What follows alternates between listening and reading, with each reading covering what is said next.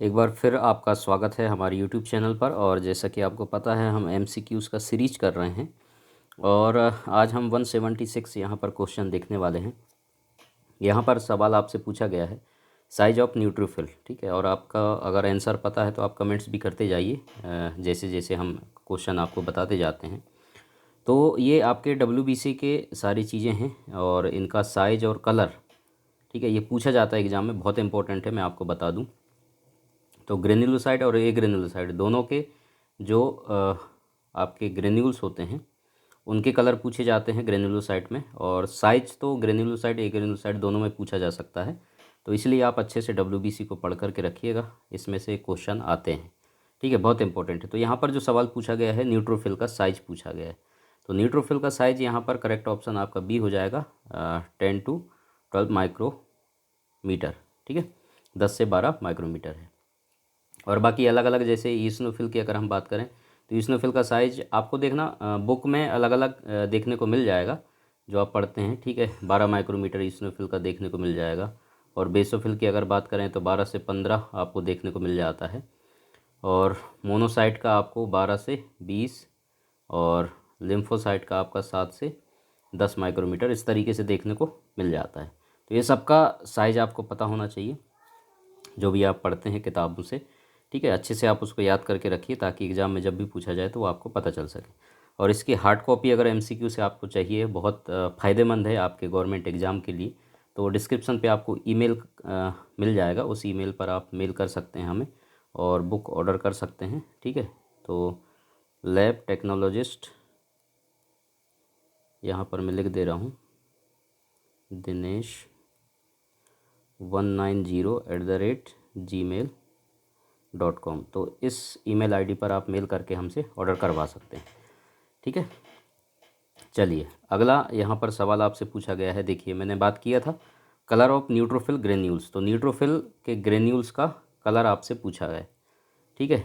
Neutrophil के granules का colour क्या होता है, तो ये आप देखेंगे।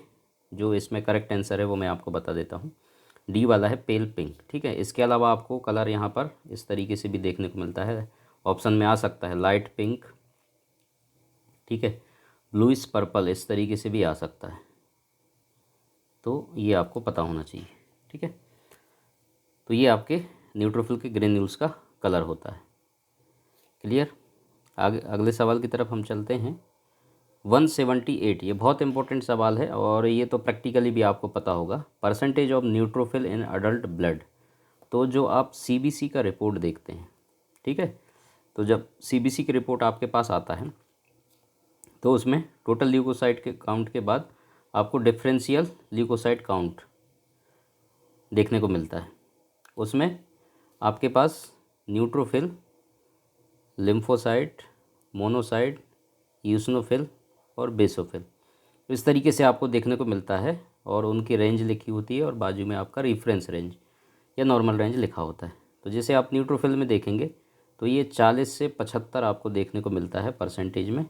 और लिम्फोसाइट की अगर हम बात करें तो 20 से 45, मोनोसाइट 2 से 10, उसके बाद यूसिनोफिल आपका 1 से 6%, ये सब परसेंटेज में है, ठीक है।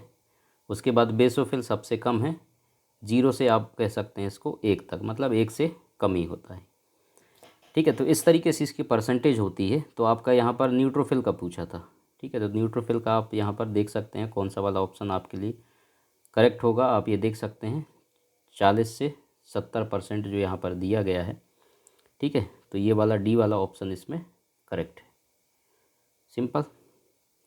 और बाकी आप इन ये भी याद रख लीजिए जो मैं यहाँ पर दिया है, ये परसेंटेज बहुत इंपॉर्टेंट है, किसी का भी पूछ लेता है।